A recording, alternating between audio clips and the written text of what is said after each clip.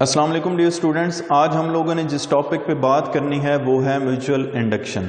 Students, एक बात का आपको पता है और वो ये कि जब भी मैग्नेटिक फ्लक्स चेंज होता है तो इंड्यूस होती है ईएमएफ। उस ईएमएफ को हम जब फर्दर कनेक्ट कर देते हैं, जब कोई पाथ प्रोवाइड कर देते हैं तो हमारे पास करंट इंड्यूस हो जाता है। ठीक है, ये करंट जो इंड्यूस्ड करंट जिसको मैं नाम दे रहा हूं, इसको मैं इलेक्ट्रिक करंट नहीं कह रहा, क्योंकि ये करंट जेन्युइन ईएमएफ की वजह से नहीं आ रहा बल्कि ये इंड्यूस्ड ईएमएफ की वजह से आ रहा है। तो इसलिए इस करंट को भी मैं नाम दूंगा इंड्यूस्ड करंट का। ठीक है, तो इस बात को आपने माइंड में रखना है क्योंकि ये बात यहां पर यूज होगी कि जब भी मैग्नेटिक फ्लक्स चेंज होता है तो इंड्यूस होती है ईएमएफ या फिर इंड्यूस होता है करंट। ठीक है, म्यूचुअल इंडक्शन का क्या काम है, ये क्या प्रोसेस है, हम इसको डिटेल से देखेंगे। लेकिन सबसे पहले मैं इस प्रोसेस की डिटेल पर आने से पहले, इसकी स्टेटमेंट पर आने से पहले, मैं इन कॉइल्स के जरिए, इन डायग्राम के जरिए से आपकी बुक पर जो इस प्रोसेस को समझाया गया है, मैं इस डायग्राम के जरिए से एक्सप्लेन करता हूं इस म्यूचुअल इंडक्शन को और फिर हम इसकी स्टेटमेंट की तरफ आते हैं। तो ये जो म्यूचुअल इंडक्शन होती है इसमें दो कॉइल्स यूज होती हैं। एक कॉइल्स को हम बोलते हैं प्राइमरी कॉइल और दूसरी कॉइल को हम बोलते हैं सेकेंडरी कॉइल। ठीक है, ये जो प्राइमरी कॉइल है, ठीक है, इसकी कुछ टर्न्स होंगी, फॉर एग्जांपल इसकी n नंबर ऑफ टर्न्स हैं। इस कॉइल को हम तीन कंपोनेंट्स के साथ जोड़ते हैं। पहला कंपोनेंट है स्विच। ठीक है, इसके बाद फर्दर इसी कॉइल को आगे कनेक्ट किया जाता है बैटरी के साथ, बैटरी का एक नेगेटिव टर्मिनल और एक पॉजिटिव टर्मिनल। उसके बाद तीसरा कंपोनेंट जो इस कॉइल के साथ यानी कि प्राइमरी कॉइल के साथ जो कनेक्ट किया जाता है वो कंपोनेंट है वेरिएबल रेजिस्टर या फिर रियोस्टेट। ठीक है, रियोस्टेट क्या होता है? वेरिएबल रेजिस्टर होता है।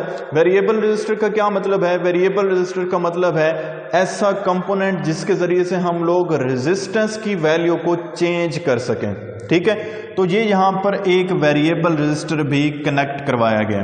अब देखें, यहां पर पॉजिटिव टर्मिनल है बैटरी का और इधर नेगेटिव टर्मिनल है, तो इट मींस कि चार्जेस का फ्लो किधर होगा? जब मैं इस स्विच को ऑन कर दूंगा तो चार्जेस फ्लो करेंगे पॉजिटिव टर्मिनल से और इधर से फिर ऐसे होते हुए इस कॉइल में से पास होते हुए इधर नेगेटिव टर्मिनल की तरफ आएंगे। ठीक हो गया। अब चार्जेस फ्लो करते हैं तो क्या प्रोड्यूस होता है? करंट प्रोड्यूस होता है।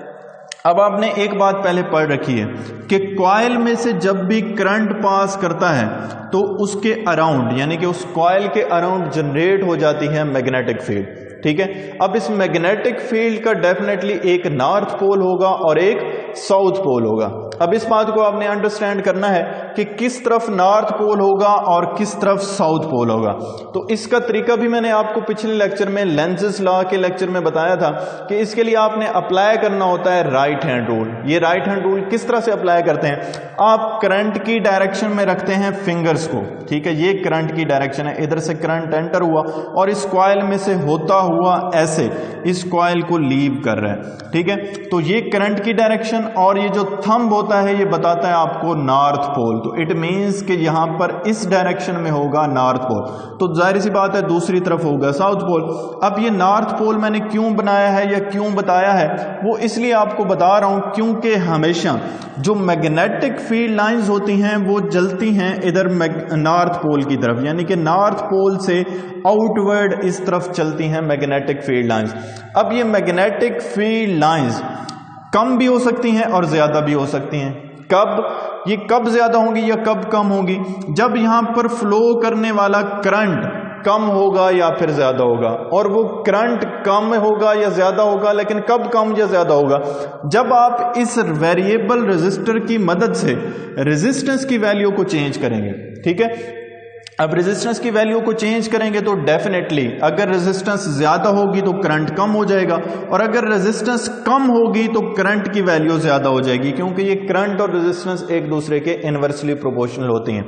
तो देखें, जब आप इस प्राइमरी कॉइल में करंट की वैल्यू को चेंज करेंगे तो इट मीन्स कि यहां पर जो मैग्नेटिक फील्ड लाइंस हैं वो कम या ज्यादा जाएंगी आउटवर्ड। साथ हमने रखी हुई है एक सेकेंडरी कॉइल, ठीक है। अब इस सेकेंडरी कॉइल के साथ कोई कंपोनेंट नहीं लगा हुआ सिवाय गैल्वानोमीटर के। तो जरा गौर से देखना है, जब करंट की वैल्यू कम होगी या फिर ज्यादा होगी तो यहां पर इस कॉइल में से या तो ज्यादा मैग्नेटिक फील्ड लाइंस पास करेंगी या फिर कम मैग्नेटिक फील्ड लाइंस पास करेंगे, ठीक है। तो मैग्नेटिक फील्ड लाइंस जब किसी सर्टेन एरिया में से कम पास करती हैं या फिर ज्यादा पास करती हैं तो इट मींस कि मैग्नेटिक फ्लक्स कम हो रहा है या फिर ज्यादा हो रहा है, ठीक है। अगर ज्यादा लाइंस पास करेंगी तो इट मींस कि मैग्नेटिक फ्लक्स ज्यादा हो रहा है, और अगर यही मैग्नेटिक फील्ड लाइंस कम पास करेंगी इस एरिया में से तो फिर यहां पर मैग्नेटिक फ्लक्स कम होगा। मतलब क्या है इस पूरी कहानी का? इस पूरी कहानी का मतलब यह है कि एक प्राइमरी कॉइल में करंट आपने कम या ज्यादा किया जिससे इस मैग्नेटिक फील्ड लाइंस की वैल्यू कम हुई या ज्यादा हुई, मतलब मैग्नेटिक फ्लक्स यहां पर कम या ज्यादा हो रहा है, मेन मैग्नेटिक फ्लक्स चेंज हो रहा है। तो जब मैग्नेटिक फ्लक्स चेंज होता है तो अभी मैंने बताया है कि इंड्यूस हो जाती है ईएमएफ या फिर इंड्यूस हो जाता है करंट। तो अब देखें, जब इस कॉइल में मैग्नेटिक फ्लक्स चेंज होगा तो इस कॉइल में इंड्यूस हो जाएगी ईएमएफ। उस इंड्यूस्ड ईएमएफ को जब आप कनेक्ट कर देंगे वायर्स के जरिए से, उनको पाथ प्रोवाइड कर देंगे तो मेन यहां पर करंट इंड्यूस हो जाएगा।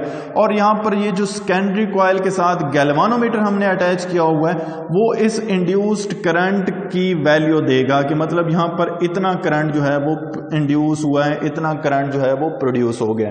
तो प्रोसेस क्या है म्यूचुअल इंडक्शन का? प्राइमरी कॉइल में आपने करंट की वैल्यू चेंज की, उस करंट की वैल्यू चेंज करने से मैग्नेटिक फ्लक्स चेंज हुआ सेकेंडरी कॉइल में, जिससे इस सेकेंडरी कॉइल में इंड्यूस हो गई ईएमएफ या फिर इंड्यूस हो गया करंट। इस प्रोसेस को बोलते हैं म्यूचुअल इंडक्शन, ठीक है। अब मैं इसकी स्टेटमेंट की तरफ आता हूं। The phenomena in which changing current in one coil, और ये वन कॉइल कौन सी है? ये प्राइमरी कॉइल है। Phenomena in which changing current in one coil induces EMF in another coil is called mutual induction. और ये कॉइल है, another coil है सेकेंडरी कॉइल, यानी कि प्राइमरी कॉइल में आपने करंट की वैल्यू चेंज की तो सेकेंडरी कॉइल में इंड्यूस हो गई ईएमएफ। इस प्रोसेस को बोलेंगे म्यूचुअल इंडक्शन, ठीक है। अब हम इसकी इक्वेशन की तरफ आते हैं, मैथमेटिकल फॉर्म की तरफ आते हैं। तो मैथमेटिकल फॉर्म के लिए सबसे पहले आपने जो पहला स्टेप है वो है फैराडेज लॉ का, जिसको आपने डिटेल से पढ़ रखा है। फैराडेज लॉ क्या होता है? इंड्यूस्ड ईएमएफ इक्वल होती है change in flux with respect to time, और ये अगर कॉइल की n नंबर ऑफ टर्न्स हो तो साथ में n भी मल्टीप्लाई होता है, साथ में माइनस का साइन भी आता है। ये माइनस का साइन क्यों आता है हमने इसको लेंजेस लॉ में बहुत डिटेल के साथ डिस्कस किया था, ठीक है। तो ये हमारे पास है फैराडेज लॉ। आप यहां पर इन कॉइल्स पर अप्लाई कर रहे हैं तो इट मींस ये जो ईएमएफ इंड्यूस हुई है ये सेकेंडरी कॉइल में इंड्यूस हुई है तो साथ में लिखेंगे ES, ठीक है। Change in flux with respect to time, और ये फ्लक्स भी चेंज हो रहा है सेकेंडरी कॉइल में तो साथ में लिखेंगे del phi S over del T। और ये सेकेंडरी कॉइल की ही n नंबर ऑफ टर्न्स हैं तो साथ में लिख दिया NS, ठीक है। तो इस फैराडेज लॉ की आपको समझ आ गई। लेट्स से मेरे पास ये फैराडेज लॉ की जो ये इक्वेशन है इसको मैं कह देता हूं कि ये इक्वेशन नंबर 1 है, ठीक है। अब एक और बात को आपने ध्यान से समझना है, ये जो फ्लक्स है सेकेंडरी कॉइल का ये प्रोपोर्शनल होता है प्राइमरी कॉइल के करंट के, और ये डायरेक्टली प्रोपोर्शनल होता है। इट मींस कि अगर आप प्राइमरी कॉइल का जो करंट है उस करंट को चेंज करेंगे तो सेकेंडरी कॉइल में फ्लक्स चेंज होगा। और यही बात तो हमने पढ़ी है कि अगर आप प्राइमरी कॉइल के करंट को चेंज करेंगे तो यहां पर सेकेंडरी कॉइल में फ्लक्स चेंज होगा, यानी कि मैग्नेटिक फ्लक्स चेंज होगा। तो यही बात हमने यहां पर लिख भी दी है कि ये डायरेक्टली प्रोपोर्शनल होते हैं। अगर आप करंट ज्यादा करेंगे तो फ्लक्स इंक्रीज हो जाएगा, अगर आप करंट कम करेंगे तो यहां पर फ्लक्स की वैल्यू भी डिक्रीज हो जाएगी। और ये जो सेकेंडरी कॉइल में फ्लक्स चेंज होना है, अगर इस सेकेंडरी कॉइल की n नंबर ऑफ टर्न्स है तो फिर नेट फ्लक्स क्या होगा? वो होगा NS phi S, यानी कि फ्लक्स जो चेंज होना है सेकेंडरी कॉइल का उसके साथ n नंबर ऑफ टर्न्स भी मल्टीप्लाई हो जाएंगी, तो ये नेट फ्लक्स है। और ये जो नेट फ्लक्स है ये भी डायरेक्टली प्रोपोर्शनल होता है सिंपली प्राइमरी कॉइल के करंट के, ठीक है। इस प्राइमरी कॉइल के करंट की वैल्यू आप जितनी चेंज करेंगे इस सेकेंडरी कॉइल का फ्लक्स उतना ही चेंज हो जाएगा, ठीक है। तो NS∅S प्रोपोर्शनल टू IP, ठीक हो गया। अब अगर इस प्रोपोर्शनैलिटी के साइन को मैं खत्म करूंगा, मतलब यहां पर मैं इक्वल टू का साइन लगाऊंगा, तो डेफिनेटली मुझे एक कांस्टेंट ऑफ प्रोपोर्शनैलिटी लगाना पड़ेगा, और वो कांस्टेंट ऑफ प्रोपोर्शनैलिटी यहां पर होता है, प्रोपोर्शनैलिटी है M, ठीक है, कैपिटल M, यहां पर स्मॉल m नहीं लिखना। तो NS∅S equal to capital M IP, let's say ये मेरे पास इक्वेशन नंबर 2 है, और ये जो कांस्टेंट ऑफ प्रोपोर्शनैलिटी M है इसको नाम देते हैं म्यूचुअल इंडक्टेंस का। किस चीज का? Mutual inductance. म्यूचुअल इंडक्शन नहीं, वो प्रोसेस है जिसको हम लोग नाम दे रहे हैं म्यूचुअल इंडक्शन का, लेकिन ये जो हमारे पास कांस्टेंट है इसको कहते हैं म्यूचुअल इंडक्टेंस, ठीक है। तो इस बात को आपने माइंड में रखना है। अब इस इक्वेशन नंबर 2 को जरा गौर से देखें, NS∅S इक्वल टू MIP, ठीक है। इस NS∅S को अगर मैं इस इक्वेशन नंबर 1 में इंसर्ट कर दूं तो मैं NS∅S की जगह लिख सकता हूं MIP, ठीक है। तो यहां पर देखें इक्वेशन नंबर 1 में ये है NS और ये है ∅S, डेल उसी तरह से लिखेंगे, ठीक है, इस बात का ख्याल रखना है। तो put equation number 2 in equation 1, मतलब इस इक्वेशन नंबर 2 को मैं इंसर्ट कर रहा हूं इस इक्वेशन नंबर 1 में, तो EMF इन साथ में S भी आएगा, ये सेकेंडरी कॉइल की EMF है, which is equal to minus का साइन, उसी तरह से NS और ∅S इसकी जगह मैं लिखूंगा MIP, ठीक है, इस इक्वेशन नंबर 2 को, क्योंकि मैं इक्वेशन नंबर 1 में पुट कर रहा हूं। तो डेल उसी तरह से साथ में लिख दिया है MIP ओवर डेल T भी उसी तरह से आएगा। सिंपली मैंने क्या किया है, इस NS और इस ∅S की जगह लिख दिया है MIP, ठीक है, ये इक्वेशन नंबर 2 है। तो फाइनली मेरे पास ये इक्वेशन है ES इक्वल टू, यानी कि EMF of secondary coil equal to minus del MIP over del T। अब आपको पता है कि डेल क्योंकि चेंजिंग ऑपरेटर है, तो यहां पर M क्योंकि कांस्टेंट है, तो ये ऑपरेटर इस M पर तो अप्लाई नहीं होगा, इसलिए मैं इस M को बाहर निकाल लूंगा और इस del IP over del T को अलग लिख लेता हूं, ठीक हो गया। तो यहां से इसको लेट से मैं इक्वेशन नंबर 3 कह देता हूं, और इस इक्वेशन नंबर 3 से क्लियरली आपको एक बात नजर आ रही होगी, और वो बात क्या है कि ये जो सेकेंडरी कॉइल में EMF इंड्यूस होती है ये डायरेक्टली प्रोपोर्शनल होती है प्राइमरी कॉइल में जो करंट चेंज होता है विद रिस्पेक्ट टू टाइम, ठीक है। EMF इंड्यूस्ड यानी कि सेकेंडरी कॉइल में ये प्रोपोर्शनल होती है change in current of primary coil with respect to time, और यही बात हमने देखी है कि सेकेंडरी कॉइल में जो EMF इंड्यूस होनी है वो बेसिकली प्रोपोर्शनल होती है इस करंट के चेंज के विद रिस्पेक्ट टू टाइम, यानी कि प्राइमरी कॉइल में जो करंट चेंज होगा विद रिस्पेक्ट टू टाइम वो प्रोपोर्शनल होगा इस EMF इंड्यूस्ड के। तो ये बात भी यहां से हम लोग इस इक्वेशन नंबर 3 से देख सकते हैं। अब ये जो इक्वेशन नंबर 3 है इसमें से अगर मैं इस म्यूचुअल इंडक्टेंस को यानी कि M को सेपरेट करूं तो देखें ये पूरी क्वांटिटी जो इधर मल्टीप्लाई हो रही है ये इधर जाकर इस इंड्यूस्ड EMF से डिवाइड हो जाएगी और M जो है वो सेपरेट हो जाएगा। तो यही हम काम करेंगे, M equal to induced EMF dividing by IP over del T, ठीक है।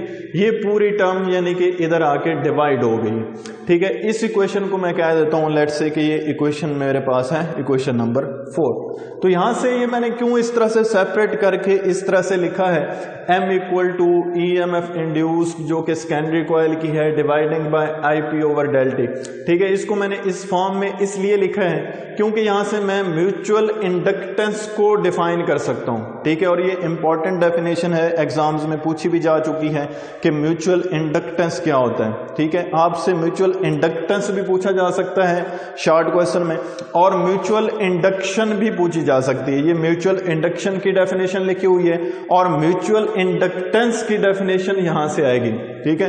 तो म्यूचुअल इंडक्टेंस क्या है, यहां पर इस इक्वेशन नंबर 4 को अगर आप गौर से देखें, क्योंकि M म्यूचुअल इंडक्टेंस है, तो ये बेसिकली सिंपली रेशो है।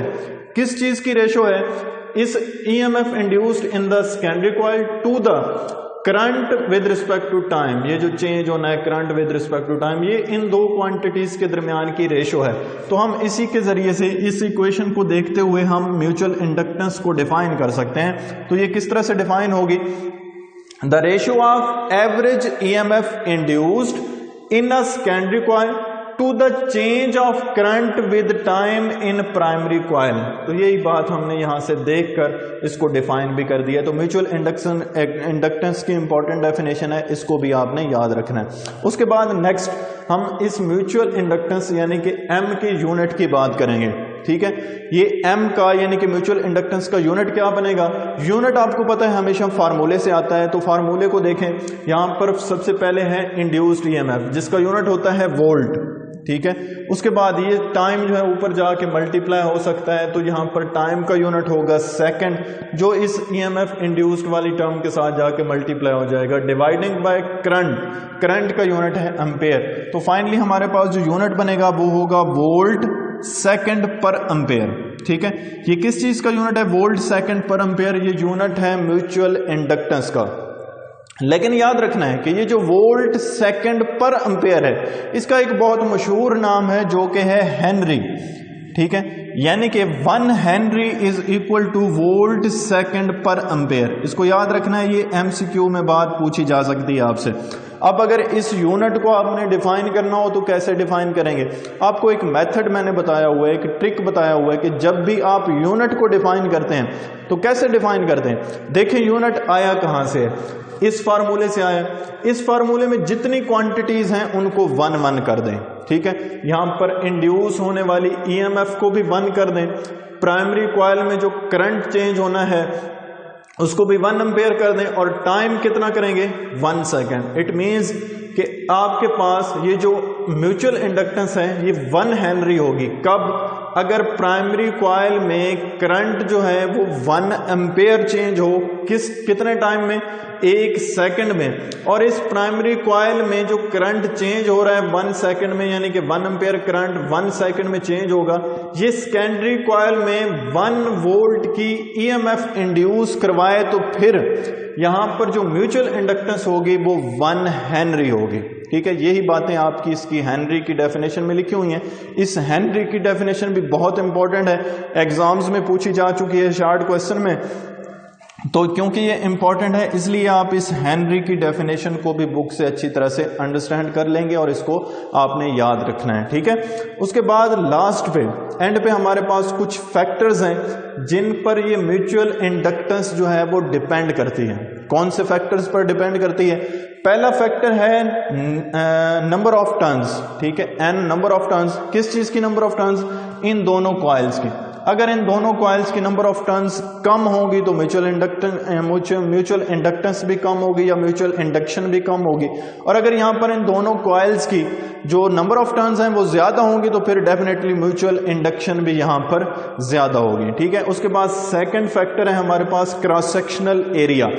अगर इन कॉइल्स का क्रॉस सेक्शनल एरिया हम इंक्रीज कर देंगे तो फिर इस क्रॉस सेक्शनल एरिया को इंक्रीज करने की वजह से यहां पर जो म्यूचुअल इंडक्शन होनी है वो भी डेफिनेटली इंक्रीज हो जाएगी। ठीक है, क्योंकि यहां पर फ्लक्स इंक्रीज हो जाएगा जब हम एरिया इंक्रीज करेंगे। अच्छा, उसके बाद तीसरा है क्लोजनेस। ठीक है, मतलब ये दो कॉइल्स कितने एक दूसरे के करीब हैं, कितनी क्लोज हैं। अगर ये ज्यादा क्लोज होंगी तो फ्लक्स ज्यादा चेंज होगा, मतलब म्यूचुअल इंडक्शन ज्यादा होने के चांसेस होंगे। और अगर ये कॉइल्स एक दूसरे से ज्यादा दूर होंगी, करीब नहीं होंगी बल्कि दूर होंगी, तो फिर यहां पर ये जो मैग्नेटिक फील्ड लाइंस हैं वो एंटर ही नहीं हो पाएंगी। तो इट मीन्स कि म्यूचुअल इंडक्शन जो है उसके चांसेस बहुत कम हो जाएंगे। तो मेन म्यूचुअल इंडक्शन जो है वो डिपेंड करती है कि ये कॉइल्स दोनों एक दूसरे के कितने क्लोज हैं। और लास्टली हमारे पास एंड पर जो हमारे पास फैक्टर है वो है नेचर ऑफ कोर मटेरियल।